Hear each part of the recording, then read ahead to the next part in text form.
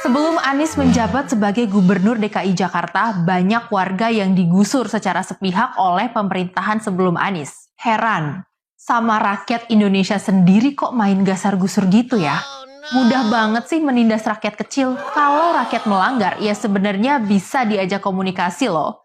Duduk bareng menghadirkan solusi yang memanusiakan manusia.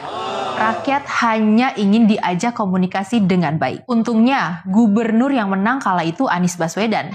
Kampung-kampung yang pernah digusur oleh Ahok saat Anies Baswedan menjabat dibangun kembali. Anies dengan senyap mengajak rakyat Jakarta yang tergusur untuk berbicara dengan baik, hingga menemukan solusi yang baik juga.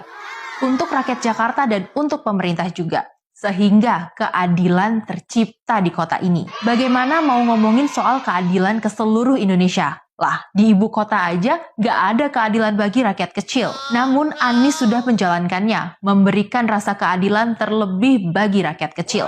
Anies selalu menekankan, membesarkan yang kecil tanpa mengecilkan yang besar.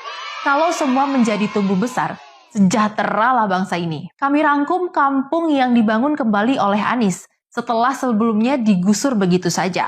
Pertama, ada Kampung Susun Akuarium yang kini sudah berdiri 4 tower.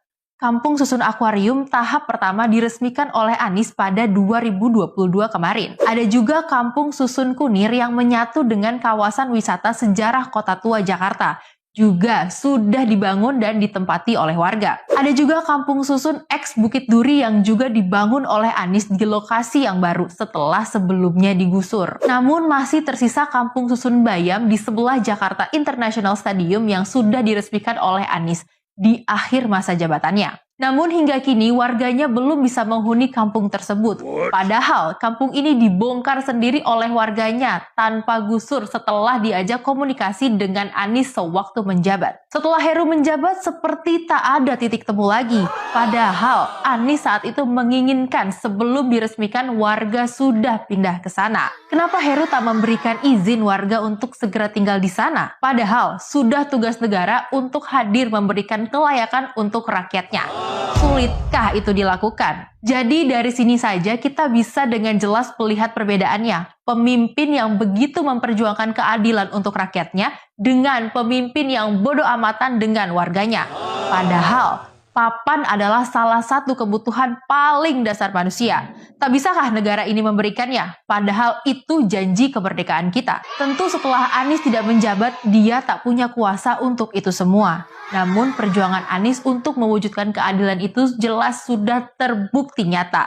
Dan saat ini sedang diperjuangkan untuk seluruh rakyat Indonesia. Lalu tahun 2024 masih mencari pemimpin seperti apa? Yang cuma meneruskan, atau pemimpin yang membawa perubahan untuk Indonesia lebih berkeadilan?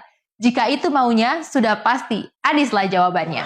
Bersama Anies, Indonesia lebih maju, Indonesia lebih adil. Maka dari itu Centerian, mohon doakan supaya Allah Subhanahu wa Ta'ala, Tuhan Yang Maha Esa, agar menjadikan Anies Baswedan sebagai Presiden Indonesia ke-8.